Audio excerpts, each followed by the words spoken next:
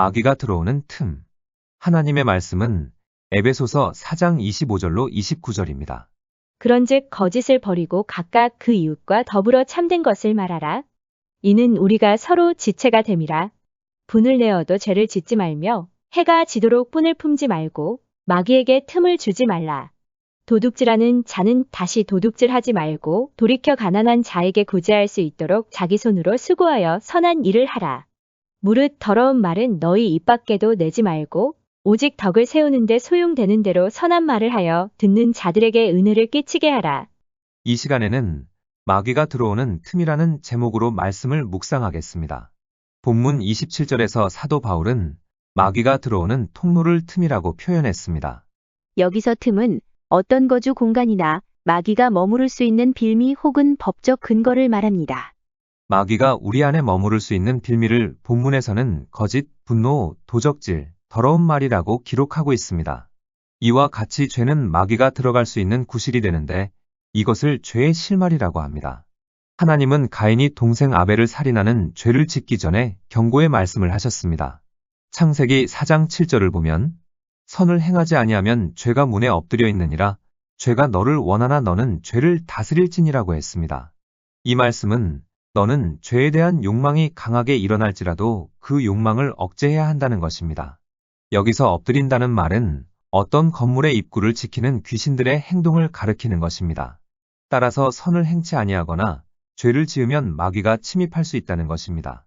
이렇게 악한 영들은 그들이 들어올 수 있는 침입 통로를 발견했을 때 그리로 침입하는 것입니다. 또한 법적으로 정당하게 체류할 수 있는 권리, 즉 악한 영이 어떤 사람에게 기생하여 살 수 있는 먹이가 있어야 하는 것입니다. 귀신들이 아무런 근거 없이 우리 안에 들어와 있을 수 없다는 것입니다. 이에 대해 찰스 크래프트 박사는 사탄이 법적 체류권을 주장할 수 있는 두 가지 조건을 설명했습니다.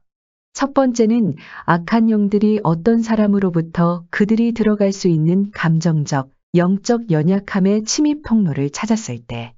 두 번째는 악한 영들이 영적 세계의 법칙에 의거한 허락을 받고 정당한 권리를 행사할 때라는 것입니다.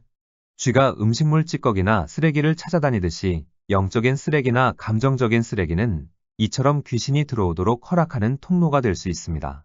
악한 영들이 주로 침입하는 통로 7가지에 대해 살펴보겠습니다. 악한 영들이 주로 침입하는 통로는 첫 번째, 개인적인 죄.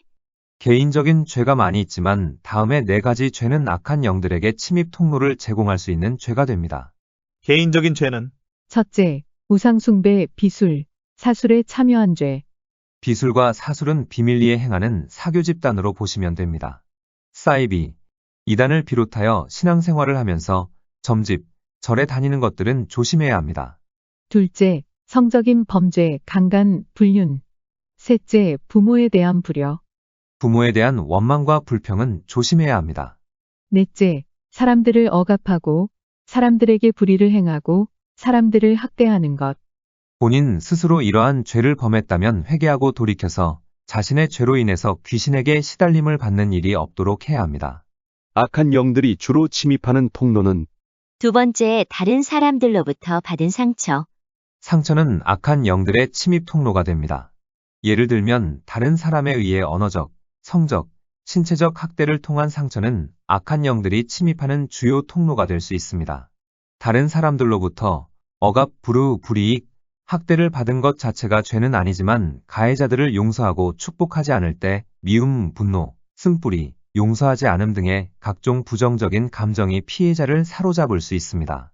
이때 상처를 준 사람을 용서하지 않으면 악한 영들이 침입할 수 있는 통로를 열어놓게 된다고 성경은 말씀하고 있습니다.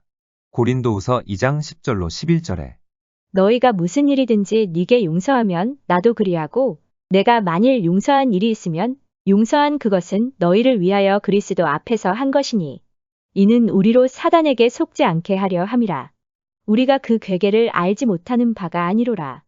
이런 의미에서 축사는 내적 치유와 함께 병행해야 하는데 먼저 용서하기 위해서는 토하는 기도를 통해 가슴에 맺힌 응어리를 풀어야 합니다. 악한 영들이 주로 침입하는 통로는 세 번째, 조상들의 죄. 하나님에 대한 조상들의 반역과 불순종은 우리의 잘못이 아니지만 그럼에도 불구하고 우리는 정신적이고도 영적인 죄의 상처를 물려받게 됩니다. 이런 악한 영들은 부모들의 죄를 통해 신생아에게 침입할 수 있기 때문에 나면서부터 귀신에 들린 아이들은 이 경우에 해당된다고 신학자들은 보고 있습니다.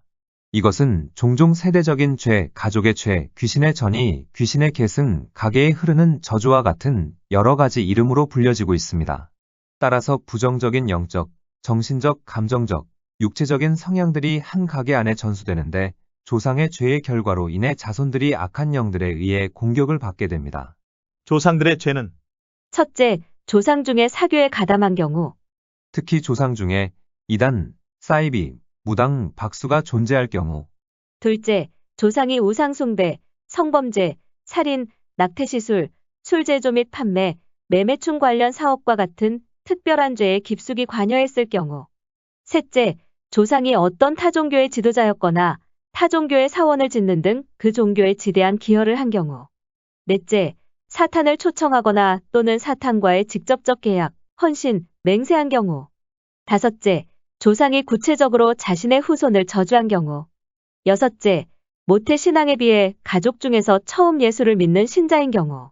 이러한 경우에는 악한 영의 공격의 강도가 더 높을 수 있습니다. 그러므로 직업도 남에게 피해를 주거나 마음을 아프게 하는 직업, 영적인 범죄를 저지르는 직업은 피하는 게 좋습니다. 조상들이 이러한 죄를 범했다면 먼저 깨달은 사람이 회개해야 합니다. 악한 영들이 주로 침입하는 통로는 네 번째, 사람들 위에 군림하는 상급자의 초청.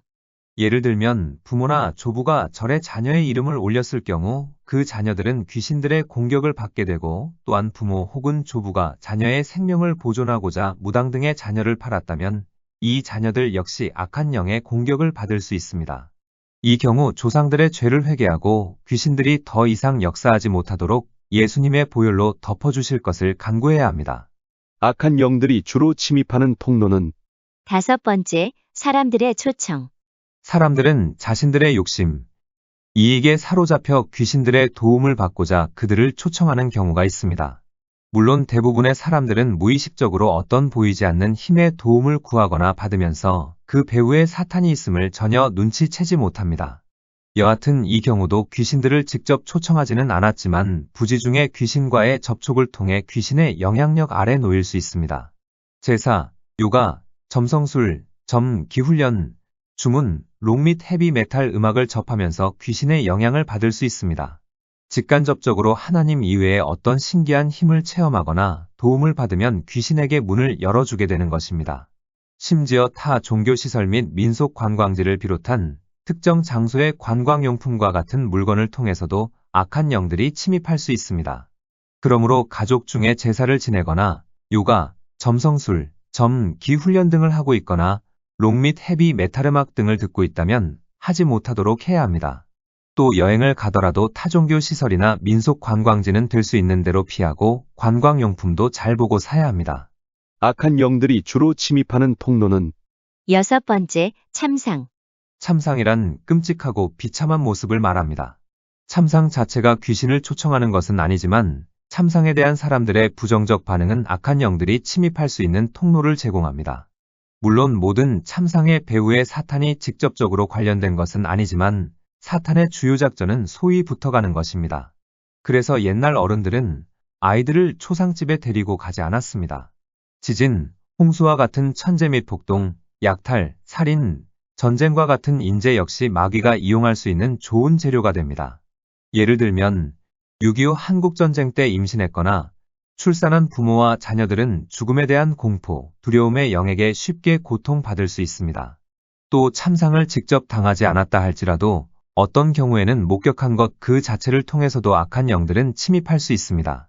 그러므로 교통사고나 끔찍한 장면들이 머릿속에서 지워지지 않으면 기도해서 물리쳐야 합니다. 공포영화, 잔인한 영화 등은 보지 않는 것이 좋습니다. 영적으로 정신적으로 성숙하지 않는 사람은 눌릴 수 있기 때문입니다. 또 장례식장에 다녀왔는데 안 좋은 것이 계속 떠오르면 이것도 기도로 물리쳐야 합니다. 악한 영들이 주로 침입하는 통로는 일곱 번째, 저주. 모든 하나님의 백성들은 악한 영들의 공격 목표가 되고 있습니다. 특히 교회의 지도자들 및 사회사업가, 상담자, 의사나 간호사 같은 이른바 돕는 직업을 가진 사람들은 사탄의 집중적인 공격 대상입니다. 이들은 사탄의 직접적인 저주뿐만 아니라 그가 부리는 사람들을 통해 간접적으로 저주가 임하기도 합니다. 대부분의 저주는 저주를 받을 만한 이유가 있을 때 그 효력을 발휘한다고 잠언 26장 2절은 말씀하고 있습니다. 까닭 없는 저주는 참새가 떠도는 것과 제비가 날아가는 것 같이 이루어지지 아니하느니라.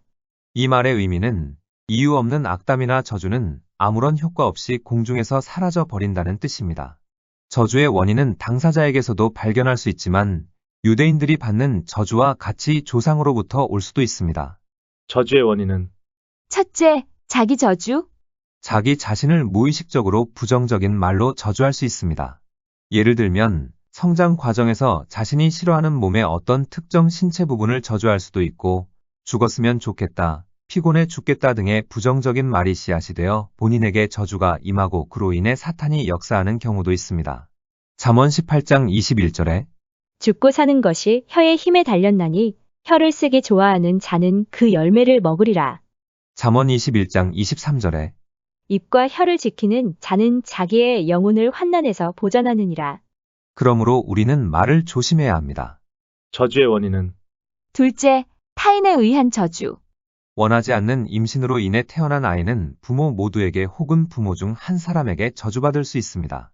이런 아이들은 귀신 들림이 없다 할지라도 정서적으로 안정을 찾지 못하고 항상 무언가에 쫓기는 듯한 불안감에 휩싸여 어떤 특정한 곳에 집중하여 중독 같은 증상이 나타날 수 있습니다.